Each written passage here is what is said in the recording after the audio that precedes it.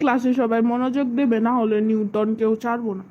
তার নিজেই তার মাথায় আপেলের মতো কিছু ফেললে ক্লাসে মনোযোগ দিতাম। তোর মাথায় আপেল নয়, নারকেল ফেলে পরীক্ষা করবো। আর নিউটনের মাথায় আপেল পড়েছিল। তার মাথায় শুধু চিন্তা পড়ে। মাথায় চিন্তা নয়, খেয়াল পড়লেও লাভ হবে না। এই শরতের আকাশে জলীয় বাষ্প বেশি থাকে। তাই কি বৃষ্টি বাদলের দিনে মা খিচুড়ি রান্না করেন? খাওয়ার চিন্তাই শেষ হয় না।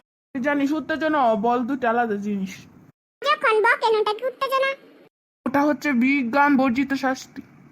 তোরা কি জানিস মানুষের শরীরে 70% জল?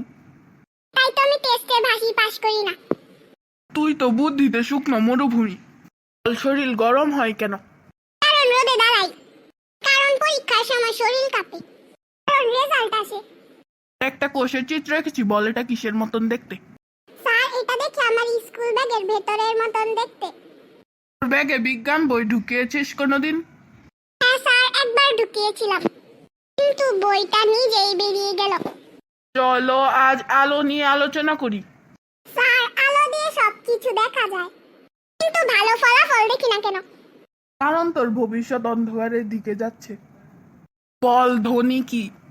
আপনি যখন রাগেন তখন আমরা কাঁপতে কাঁপতে ধ্বনি শুনি। বুদ্ধির তরঙ্গ তো শূন্য। বল বাষ্পায়ন কি? স্যার যখন ক্লাস চলতে চলতে ধৈর্য উবে যায় ওটাই বাষ্প। ওর জন্য বিজ্ঞান ও ফুসফুস ফুলিয়ে কাঁদছে।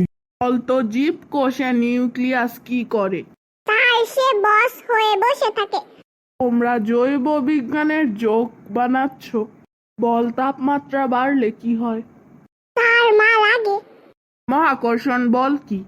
স্যার পরীক্ষার দিন আমার টেবিলে মার চোখের চাহনি, সেটাই টান সবচেয়ে বেশি। নিউটন এই শুনলে আপেলের বদল ইট ফেলতো। বল ভরবেগ মানে কি? আর খাওয়ার আগে আমার হাতের গতি যেভাবে বেড়ে যায়।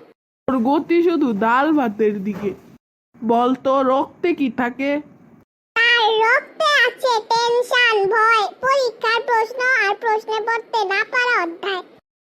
শরীরের সবচেয়ে বড় হাড় কোনটি? স্যার যখন আপনি রেজাল্ট দেন তখন বুকের হাড়টাই সবচেয়ে বড় লাগে। ওরা বিজ্ঞান না জিনিসপত্র নিয়ে রসায়ন বানাচ্ছিস। আর নিজেই হাইড্রোক্লোরিক রাগ। বলো তো উদ্ভিদ নিঃশ্বাস নেয় কিভাবে? আর গোপনে কেউ টের পায় না। সবকিছু রহস্য সিরিজ বানিয়ে ফেলেছিস। আর আপনার রাগের গতি হচ্ছে তরল, কিন্তু আমাদের বিজ্ঞান হলো হার্ট অ্যাটাক।